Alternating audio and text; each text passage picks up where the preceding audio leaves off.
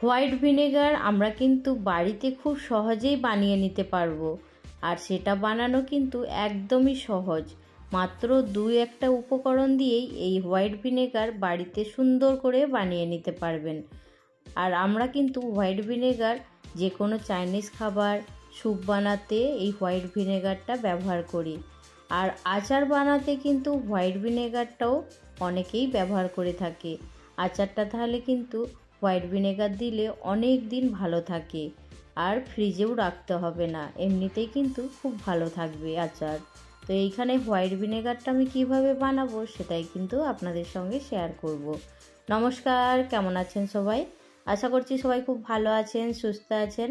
মৌসুমী রকমারি রান্নাতে আপনাদেরকে আবারও একবার অনেক অনেক স্বাগত। প্রতিদিনের মতো আজও একটা সুন্দর রেসিপি আপনাদের সঙ্গে শেয়ার করব। আর এটা কিন্তু অনেক কিছুতেই ব্যবহার করতে পারবেন। চলুন তাহলে ঝটপট করে শুরু করে ফেলি।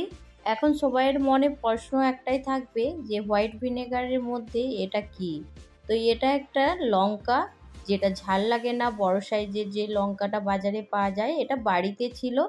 আর এটা আমি এই ভিনেগারের মধ্যে দিয়ে দিয়েছি। এটা একদমই অপশনাল, আপনারা না চাইলে না দেবেন। এটা আমি এমনি মন থেকে দিয়েছিলাম।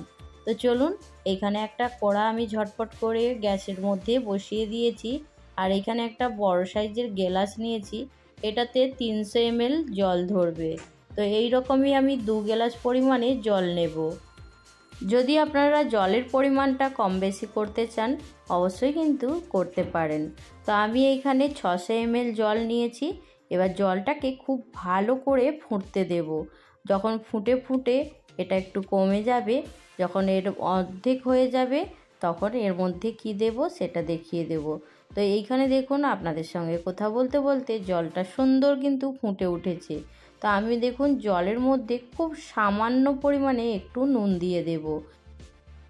নুনটা দেওয়ার পরে জলটা কিছুক্ষণ আরও ফুটিয়ে নেব। জলটা যখন অর্ধেক হয়ে যাবে তখন এর মধ্যে কি দেব সেটা দেখিয়ে দেব। তো এইখানে দেখুন নুনটা দেওয়ার পরে খুব ভালো করে একটু চামচ দিয়ে নাড়িয়ে নিয়েছি। আর জলটা কিন্তু অনেকটাই মরে গেছে। তো এইখানে আমি একটা লেবুর অর্ধেকটা নিয়েছি, অর্ধেকটা নিয়ে এর যে লেবুর রসটা ছিল এই গরম জলের মধ্যে দিয়ে দিয়েছি। তো গরম জলের মধ্যে লেবুটা দেওয়ার পরে এবার কিন্তু গ্যাসের ফ্লেমটা বন্ধ করে দেব। বন্ধ করে দিয়ে জলটা আমি কিছুক্ষণ অপেক্ষা করব ঠান্ডা হয়ে যাওয়ার জন্য। জলটা যখন ঠান্ডা হয়ে যাবে তখন এবার এর মধ্যে কি দেব সেটা কিন্তু দেখিয়ে দেব। হোয়াইট ভিনেগার বানানো যে এতটা সহজ আপনারা কিন্তু ভিডিও দেখলেই বুঝতে পারবেন। আর সম্পূর্ণ ভিডিওটা দেখবেন, তাহলে কিন্তু খুব সহজেই বুঝে নিতে পারবেন। আর এইখানে লেবুর রসের মধ্যে কিন্তু সাইট্রিক অ্যাসিড থাকে। আর এইখানে দেখুন আমি সাইট্রিক অ্যাসিড আর কিংবা নিম্বু ফুল যেটা বলে, আর এটা বাংলাতে বলে টক চিনি। তো অনেকেই কিন্তু টক চিনি নামে জানে, আবার অনেকে সাইট্রিক অ্যাসিড নামেও জানে। আর এইখানে দেখুন আমি এইখানে বাড়িতে যে নর্মাল চামচ থাকে সেই চামচের 1 চামচ ভর্তি করে এইখানে সাইট্রিক অ্যাসিড দিয়ে দেব। তো এইখানে দেখুন আমি চামচটা প্রথমে একটু খালি ছিল, তারপরে দেখুন আবারও একটু দিয়ে এটাকে সম্পূর্ণ করে নিয়েছি। তো এইখানে 1 চামচ ভর্তি করেই আমি দিয়েছি।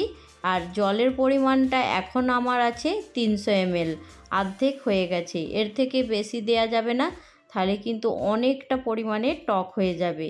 আর এইখানে দেখুন আগে থেকেই আমি একটু লেবুর রস দিয়েছিলাম আর দিয়েছি সাইট্রিক অ্যাসিড। তো এইখানে দুটো জিনিসেই কিন্তু এই হোয়াইট ভিনেগারটা একদম সুন্দরভাবে রেডি হয়ে গেছে। তো আমি একটা ছাঁকনি দিয়ে খুব ভালো করে দেখুন ছেঁকে নিচ্ছি। ভিনেগারটা ছেঁকে নেওয়ার পরে বাড়িতে আমাদের যে নর্মাল বোতল, জলের বোতল থাকে কিংবা কাঁচের বোতল যদি থাকে সেটাতেও রাখতে পারেন। আর না হলে এইরকম যদি প্লাস্টিকের নর্মাল জলের বোতল থাকে সেটাতেও কিন্তু ভরে নিতে পারেন। তো এইখানে দেখুন আমি এই বোতলের মধ্যে ভিনেগারটা ভরে নিচ্ছি। তাহলে বন্ধুরা বলুন তো হোয়াইট ভিনেগারটা বানানো কতটা সহজ বাড়িতে। তো আজকের ভিডিও দেখার পরে কিন্তু যে কেউ বানিয়ে নিতে পারবে এই হোয়াইট ভিনেগারটা। তো আমি বোতলের মধ্যে হোয়াইট ভিনেগারটা ভরে নিয়েছি। তো এইখানে আমার বাড়িতে একটা কিন্তু বড় সাইজের যেটা বাজারে পাওয়া যায় কাঁচা লঙ্কা, ঝাল লাগে না সেই লঙ্কাটা ছিল। আমি সেটা কিন্তু ভিনেগারের মধ্যে দিয়ে দিচ্ছি।